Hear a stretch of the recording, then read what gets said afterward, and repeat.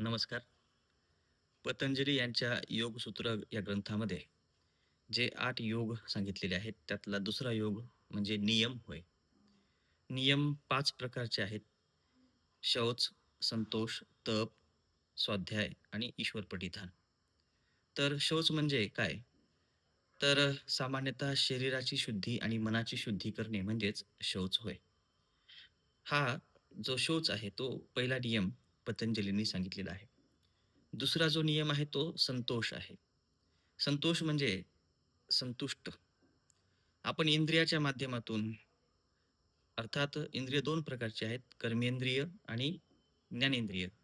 या कर्मेंद्रियाच्या माध्यमातून आणि ज्ञानेंद्रियाच्या माध्यमातून आपण जे काही विषय भोगतो किंवा जे विषय आपण ग्रहण करतो, त्यामध्ये कुठल्या ना कुठल्या प्रकारची संतुष्टता आपण मानलं पाहिजे, अर्थात समाधान मानलं पाहिजे. हाच या ठिकाणी या संतोष शब्दाचा अर्थ आहे. तिसरा जो नियम आहे तो तप आहे. तप म्हणजे काय? तर साधारणपणे आपण जे काही इंद्रिय आणि आपले मन असेल, बुद्धी असेल, विषय ग्रहण करतात. त्या विषयाच्या माध्यमातून जो विषय आपल्या चित्तापर्यंत पोहोचतो. मग त्यातले काही विषय सकारात्मक असतात, काही नकारात्मक असतात, काही अनुकूल असतात, काही प्रतिकूल असतात, काही सुखात्मक असतात, काही दुःखात्मक असतात. तर अशा ह्या सगळ्या परिस्थितीमध्ये आपण स्थिर राहणं फार गरजेचं असतं.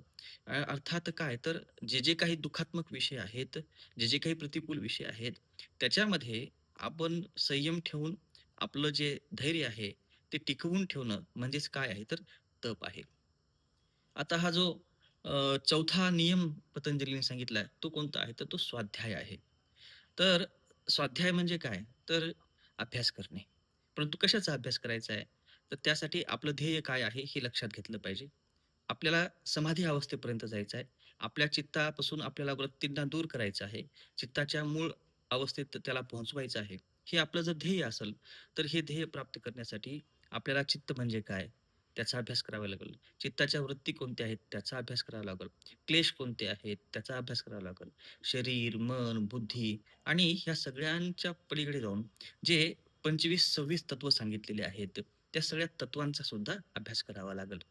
आणि 6वा एक नियम पतंजलीने सांगितलाय, ईश्वर प्रणिधान. म्हणजेच काय? तर ईश्वराच्या प्रती प्राण समर्पित करणे. म्हणजेच काय साधारण भाषेत सांगायचं झालं तर ईश्वराचे ध्यान करणे, ईश्वराच्या समोर बसून चिंतन करणे, मनन करणे या सगळ्या गोष्टी या ठिकाणी सांगितलेल्या आहेत. ईश्वर म्हणजे काय? हा एक महत्त्वाचा विषय आहे. त्या संदर्भात पतंजलीने खूप सविस्तर चर्चा केली आहे. ते पुन्हा कधीतरी सांगण्यात येईल. परंतु या ठिकाणी सामान्य अर्थाने सांगायचं झालं तर ईश्वराचं स्मरण करणं म्हणजेच ईश्वर प्रणिधान होय.